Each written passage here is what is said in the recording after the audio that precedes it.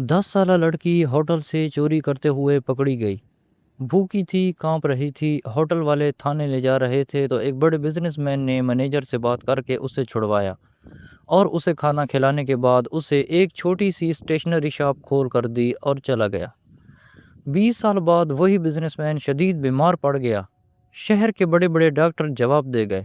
تب ایک ماہر ڈاکٹر جو امریکہ سے ایک کانفرنس کے لیے آئی تھی اس کا علاج کرنے آئی۔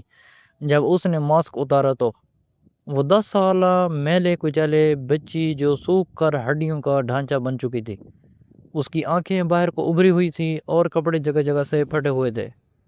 اسے دیکھ کر گمان ہوتا تھا کہ کسی قحط زدہ علاقے سے آئی ہے۔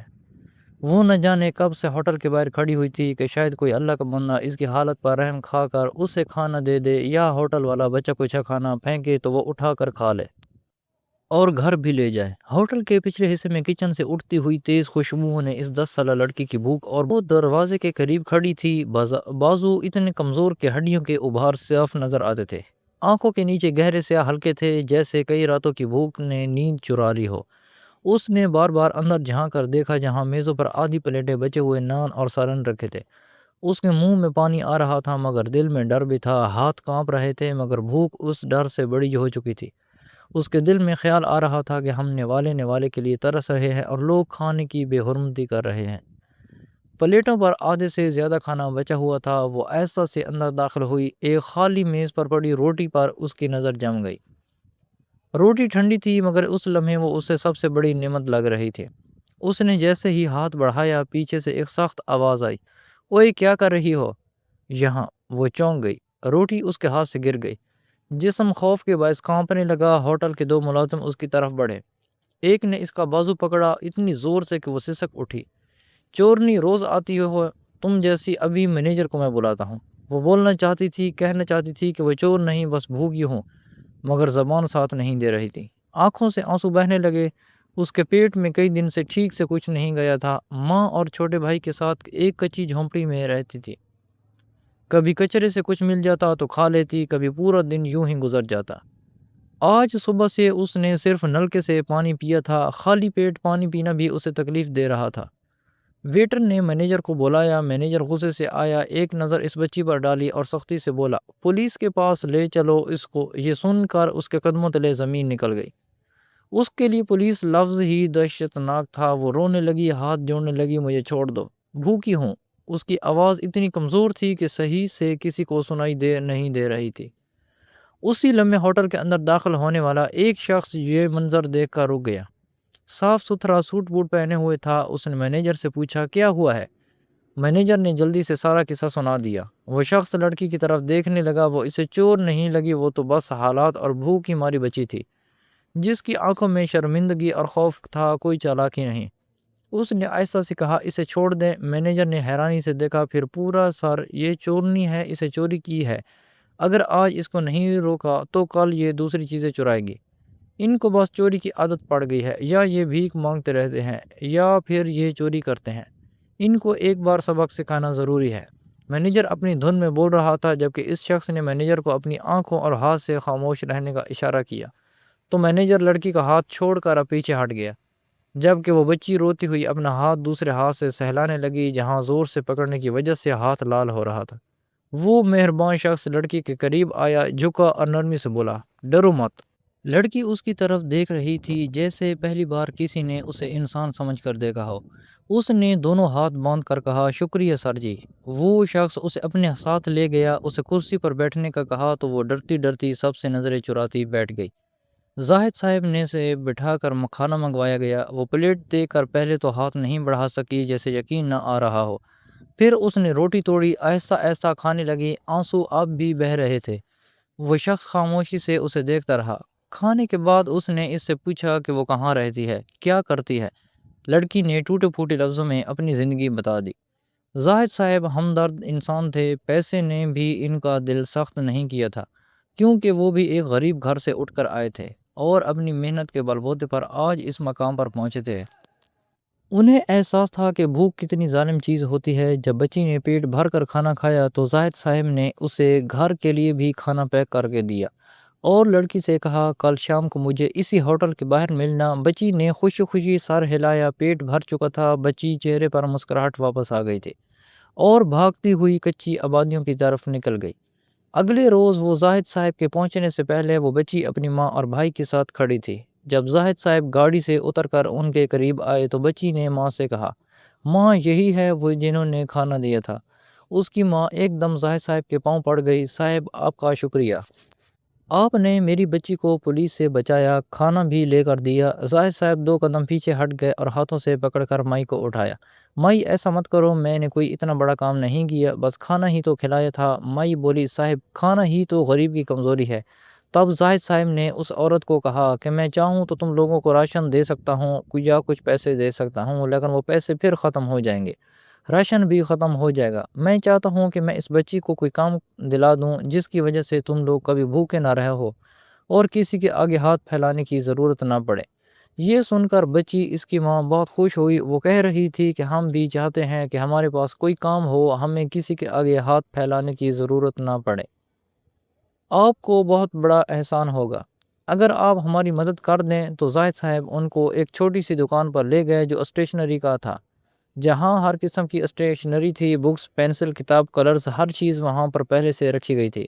وہ بچی اور اس کی ماں حیران ہو کر وہ سب چیزیں دیکھ رہے تھے۔ تب زاہد صاحب نے کہا کہ آج سے یہ دکان تم لوگوں کا ہے، اور بچی کو کہا کہ تم مجھ سے وعدہ کرو آج کے بعد تم کبھی بھی چوری نہیں کرو گی، محنت کرو گی، پڑھائی کرو گی اور کسی مقام پر پہنچو گی۔ بچی اس مہربان شخص کو دیکھ کر بہت زیادہ خوش تھی۔ اس نے وعدہ کیا تھا کہ میں محنت کروں گی اور اپنی پڑھائی بھی کروں گی۔ اس بچی نے اپنی ماں اور بھائی کے ساتھ مل کر بہت محنت کی، سامان ختم ہو جاتا تو نیا سامان لا کر دکان پر رکھتے اور پڑھائی بھی ساتھ ساتھ جاری رکھی۔ اللہ تعالیٰ نے ان کے کام میں بہت برکت ڈالی اور وہ ترقی کرتے گئے، اسی دکان کو اپنا مسکن بنا لیا، وہاں پر ہی رہنے لگے۔ ان کی ماں دن رات اس صاحب کو دعائیں دیتی جن کی وجہ سے ان کے بچے آج پیٹ بھر کر کھانا کھا رہے تھے اور کسی کے آگے ہاتھ نہیں پھیلا رہے تھے۔ وقت کا سفر تیزی سے جاری رہا اور زندگی کی بساط پر 30 سال کا طویل عرصہ پلک جھپکتے گزر گیا۔ وہ مہربان شخص زاہد صاحب جنہوں نے ایک بھوکی بچی کو ذلت سے نکال کر زندگی جینے کا ہنر سکھایا تھا، اب ضعیفی کی دہلیز پر کھڑے تھے۔ دولت اور شہرت تو بہت تھی مگر تندرستی نے ساتھ چھوڑ دیا تھا۔ ایک شام اچانک ان کے سینے میں اٹھنے والے شدید درد نے انہیں بستر سے لگا دیا۔ شہر کے مہنگی ترین ہسپتالوں کے بڑے بڑے ڈاکٹروں نے معائنہ کیا، بے شمار ٹیسٹ ہوئے، لیکن ہر رپورٹ نے ایک نئی مایوسی پیدا کی۔